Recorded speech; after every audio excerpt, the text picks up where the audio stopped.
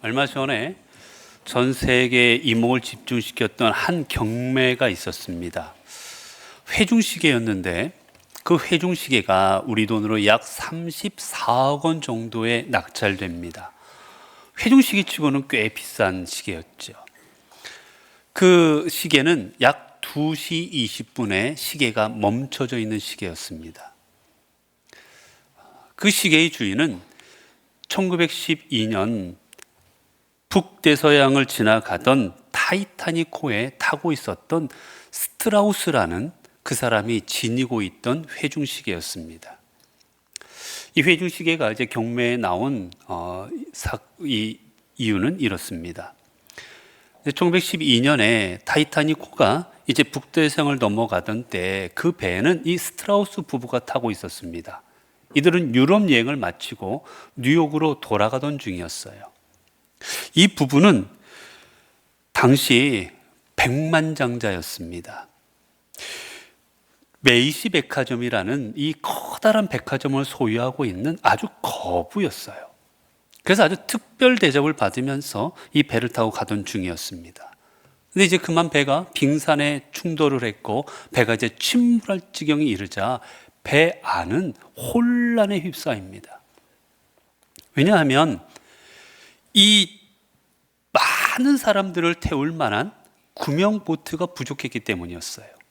구명보트는 약 20척이 있었는데 이 전체 인원을 태우기에는 턱없이 부족했습니다. 실질적으로 3분의 1 정도도 안 되는 사람만이 그 구명보트에 탑니다. 결국 나머지 사람은 다 바다에 빠져 죽고 말아요. 결국 사람들은 앞다투어서 구명보트에 타기 위해서 서로 싸우고 밀치고 아주 혼란한 지경에 이르렀습니다. 그때 이 부부는 다행히도 1등석에 특별 대접을 받던 사람들에게 먼저 자리가 배정이 되었습니다. 그래서 이 부부가 배에 타게 되었는데 먼저 그 아내 아이다가 보트에 탔어요. 여자이기에.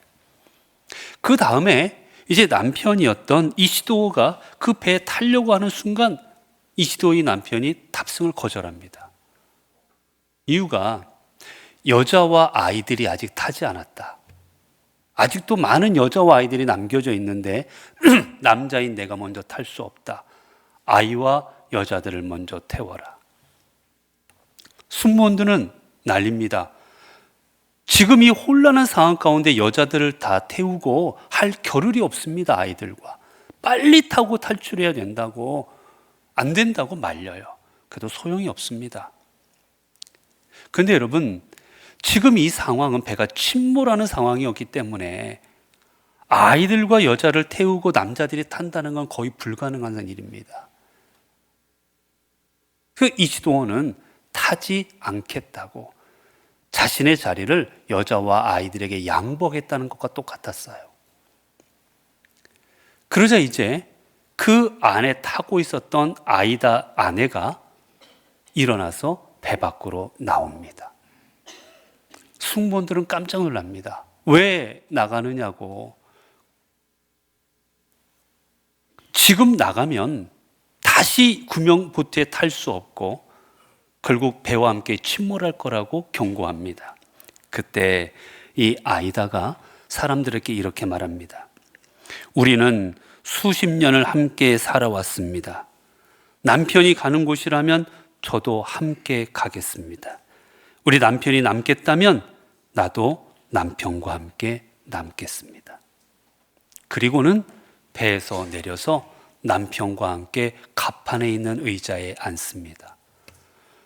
그리고 증언에 의하면 그 두 사람은 배가 침몰할 때까지 손을 꼭 잡고 그렇게 함께 바닷속으로 빠졌다고 전해집니다.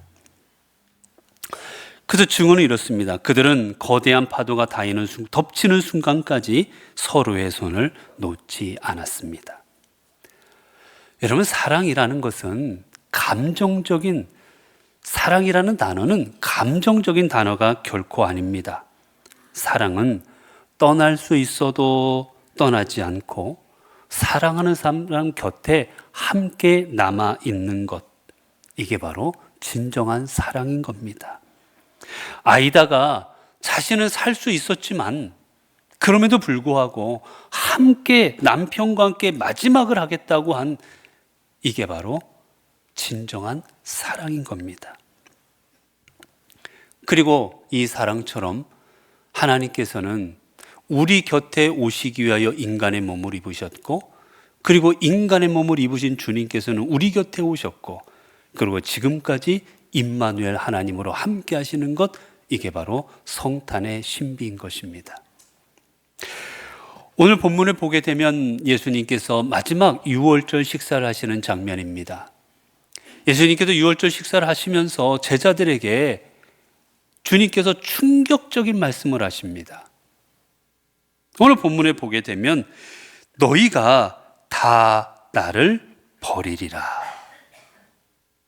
같이 지금 식사하고 있는 제자들에게 말씀하시는 게 너희가 다 나를 버릴 것이다라는 충격적인 말씀을 하십니다. 그러자 이 말을 들은 베드로는 말합니다. 주님, 저는 절대 주님 말씀에 동의할 수 없습니다. 무슨 말씀을 하십니까? 우리가 주님을 버린다고요? 이런 자세로 주님 앞에 이렇게 말하지요. 다 버릴지라도 나는 그리하지 않겠나이다. 다 버려도 주님, 아닙니다. 그런 일은 없어요. 혹이라도 여기 있는 제자들이 다 버려도 저는 안 버립니다. 그는 용기 있게 말합니다. 그의 대답을 들은 주님께서는 베드로야, 내가 정말 용기 있구나. 베드로야, 너 정말 내 곁을 지키겠다고? 대단하구나. 칭찬하거나 감격해하지 않으셨습니다. 도리어 주님께서는 이렇게 말씀하십니다. 더 구체적으로 예수께서 이르시되 내가 진실로 내게 이르노니 오늘 이 밤 닭이 2번 울기 전에 내가 3번 나를 부인하리라. 주님은 이번에는 더 구체적으로 그 시간과 상황까지 말씀하십니다. 오늘 이 밤, 내일도 아니고 며칠 지나서도 이 밤에 닭이 2번 울기 전에 내가 3번이나 나를 부인할 것이다. 너무나도 구체적으로 주님께서 말씀하십니다. 그 말을 들은 베드로는 다시 말하지요. 이번엔 어떻게 말합니까? 오늘 본문에 보니까 더욱 힘있게 말합니다. 절대로 아니라고 힘주어서 주님 앞에 말합니다. 내가 죽을지언정, 내가 목숨이 사라질지언정 주님을 부인하지 않겠습니다. 버리지 않겠습니다. 호언장담을 합니다. 그리고 그 모습을 지켜봤던 제자들도 함께, 베드로뿐만이 아닙니다. 우리 모두가 마찬가지입니다. 절대 주님 버리지 않습니다라고 모든 제자들이 함께 같은 말을 합니다. 이 모습만 보면 주님께서 뭔가 잘못 생각하고 계신 것 같습니다. 이렇게까지 이야기하고 있는 이 제자들, 이렇게까지 고백하고 있는 제자들, 주님께서 잘못 판단하신 것 같습니다. 그런데 여러분, 이 밤이 지나기 전, 채 몇 시간도 지나지 않아서 어떤 일이 벌어집니까? 주님의 말씀대로 모든 제자들은 주님을 버리고 도망가기에 급급합니다.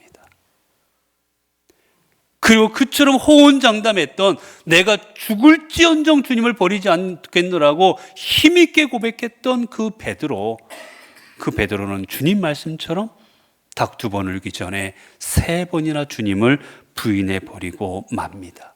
아니요, 부인만 한 게 아니라 도리어 저주까지 합니다. 왜 내 말을 안 믿어주냐고, 나 저 사람 모르는데 왜 나를 안 믿어주냐고 저주하면서까지 주님을 부인합니다. 왜 이런 일이 발생했을까? 베드로가 주님 사랑한다고 주님을 향한 그 마음이 완전 거짓된 것이었을까? 여러분, 그러면 정말 베드로는 주님을 부인하고자 하는 마음이 그 속에 이미 싹트고 있었던 것입니까? 정말 베드로는 주님을 사랑하지 않았고 제자들도 주님을 사랑하지 않았고 주님을 신뢰하지 않았던 겁니까? 제자들 안에는 주님에 대한 충성심이 없었던 겁니까? 아닙니다.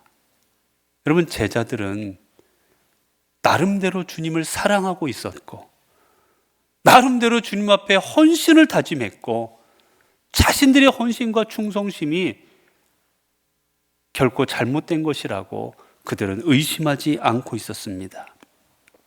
그럼에도 불구하고 그들에게는 이렇게 할 수밖에 없었던 또한 이유가 있습니다.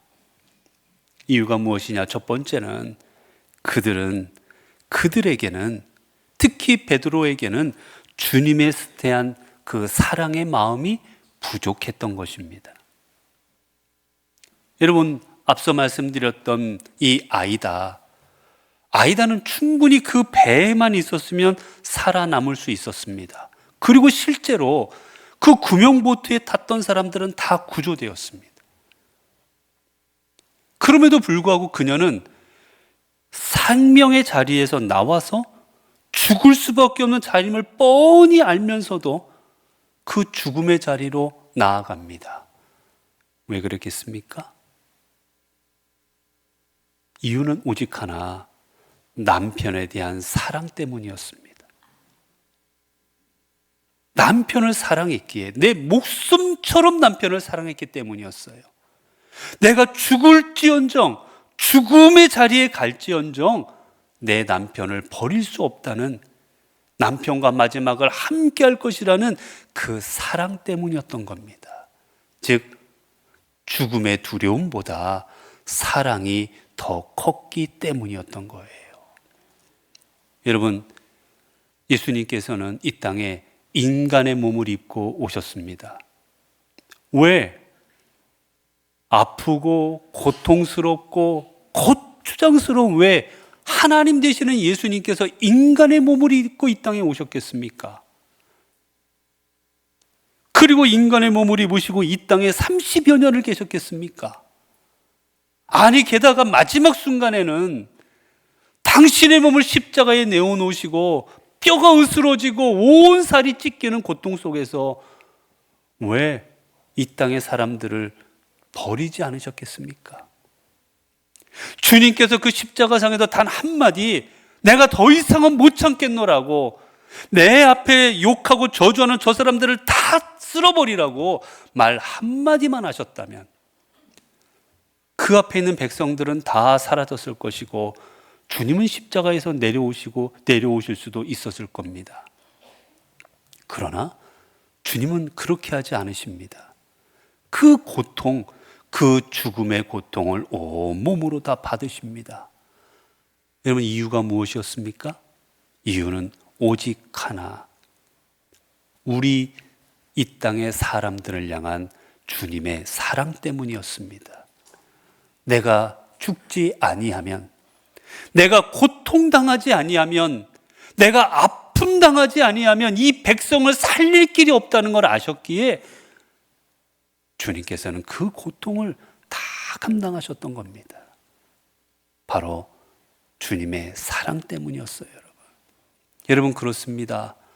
우리가 무엇인가 감당할 수 없는 것은 우리 안에 사랑이 없기 때문입니다. 사랑이 부족하기 때문이에요. 입으로는 사랑한다, 사랑한다 고백합니다. 그러나 그 사랑은 요만큼도 안 되는 사랑인 거예요.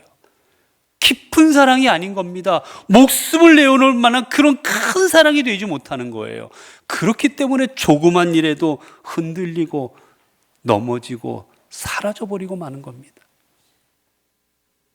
그리고 두 번째, 이들은 자기 확신에 차 있었기 때문이에요. 주님에 대한 사랑보다 내 확신이 더 컸기 때문입니다. 여러분, 베드로가 뭐라고 대답합니까? 주님께서 부인할 것이라고 말씀하자 베드로는 더 힘있게 말합니다. 절대로 아니라고 목에 핏대를 세우고 힘주어 말하고 있는 거예요, 여러분. 무슨 말씀을 하고 있느냐고. 주님이 내가 그렇게 안 할 걸지를 모르시느냐고 도대체. 핏대 세우면서 주님 앞에 이야기하고 있는 겁니다. 여러분, 그런데 우리가 가지고 있는 확신, 우리가 가지고 있는 열정, 여러분, 이 모든 것들은 상황이 바뀌면 순식간에 무너져 버립니다. 내가 이렇게 할 것이다, 나는 분명히 이렇게 이룰 것이다 라고 우리는 수없이 결정하고 결심하고 결단하고, 그리고 나는 그렇게 이루어 가겠다라고 내 자신을 믿고 확신합니다.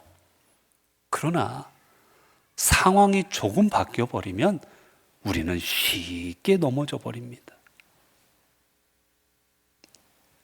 여러분, 다윗이 얼마나 믿음의 사람이었습니까?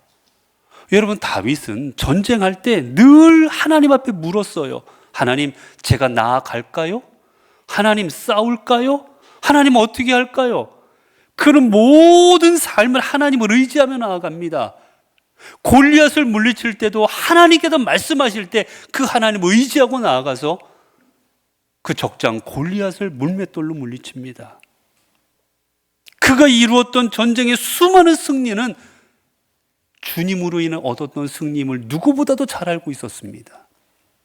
그렇기 때문에 그는 여호와는 나의 목자시니 내게 부족함이 없다라고 고백했고, 하나님은 그를 향하여 내 마음에 합한 사람이라고까지 칭함을 주셨습니다.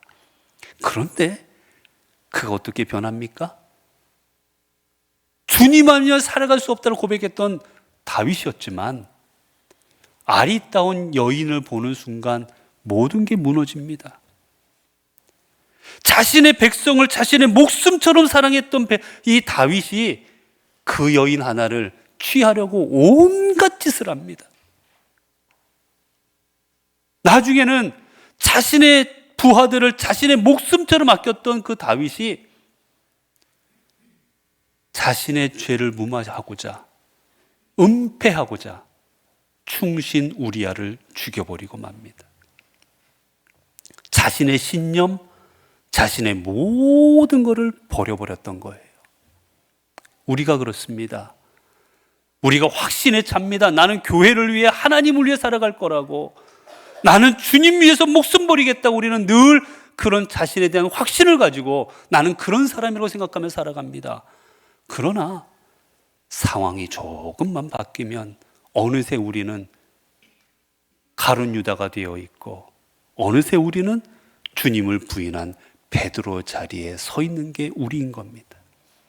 여러분, 그렇게 우리는 내 자신이 아니라 하나님을 의지하는 겁니다. 나는 무너질 수 있는 존재임을 알기에, 나는 넘어질 수 있는 존재를 알기에, 나의 연약함을 알기에 우리는 전지전능하신 그 하나님을 의지하는 겁니다. 여러분, 근데 놀라운 사실은 이들은 모두 주님 곁을 떠나가 버렸지만 그 조그마한 사랑으로, 얼마 안 되는 사랑으로 인하여 주님을 지켜드리지 못했지만 우리 주님께서는 반대로 언제나 그들 곁에 함께 하시고 언제나 그들을 지켜주시고 그들을 주님의 사랑으로 감싸 주셨다라는 겁니다. 주님을 모른다고 다 도망갔던 그들이 마가의 다락방에 모여 있을 때 주님은 그들 곁에 나타나십니다. 내가 너희와 함께 있다라는 것을 보여주십니다. 그리고 이들이 디베레 강가에 내려가서 고기 잡고 있을 때 주님은 그 고기 잡는 그들에게 나타나십니다.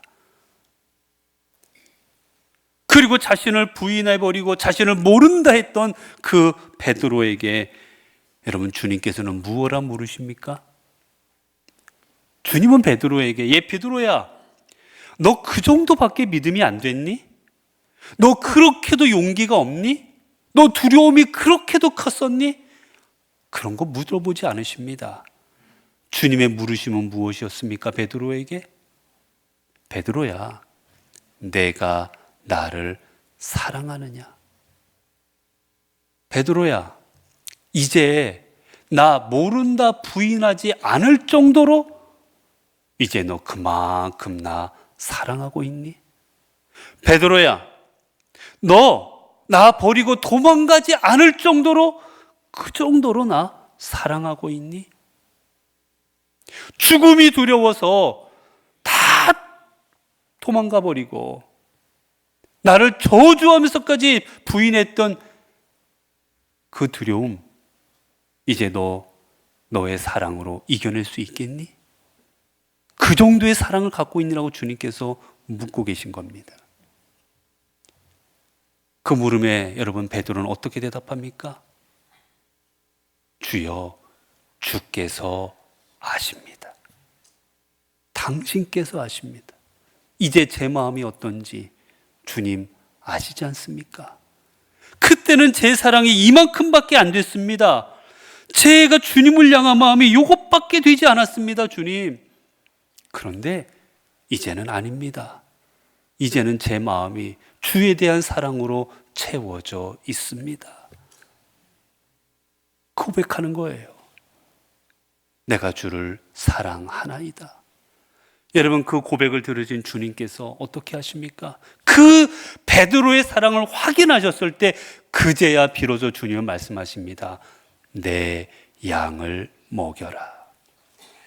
베드로야, 이제 이 땅에 남겨진 수많은 성도들, 그들을 너에게 주노니 내가 그들을 위하여 목숨을 바쳐라. 내가 그들을 위하여 내가 너에게 준 그 사랑을 그들에게 베풀어라. 주님께서는 그에게 사명을 주십니다. 결국 주님의 이 사랑을 경험한 베드로, 이 땅에 주님의 사랑으로만 내 삶이 세워질 수 있고 그 사랑으로만 내 삶이 새롭게 될 수 있음을 경험했던 베드로는 결국 수많은 성도들에게 이렇게 권면하지요.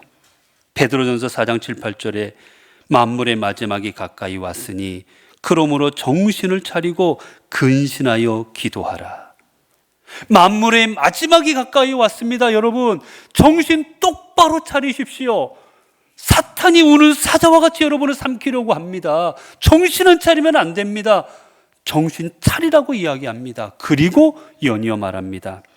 무엇보다, 이 마지막 시대에 무엇보다 여러분이 중요하게 여길 게 있습니다. 무엇보다 뜨겁게 서로 사랑할지니 사랑은 허다한 죄를 덮느니라.